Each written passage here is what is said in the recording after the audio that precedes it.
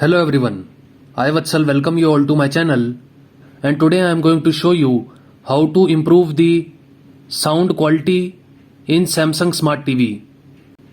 So for this, first go to the left hand side menu by pressing the left button on the remote. Now go to the option Settings. So this will open a sub menu in the right hand side.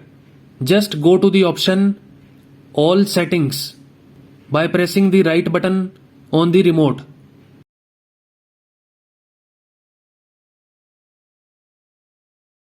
Now press the enter button on the remote.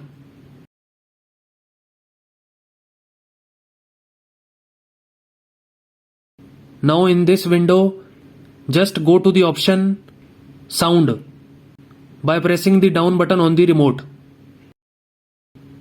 Now go to the right hand side menu by pressing the right button on the remote. Now go to the option Sound Mode by pressing the down button on the remote. Now press enter on the remote. So the sound mode will be set to standard. Just change it to amplify by pressing the down button on the remote. After selecting amplify, just press enter on the remote. And now you are done. Now just go back by pressing the back button on the remote.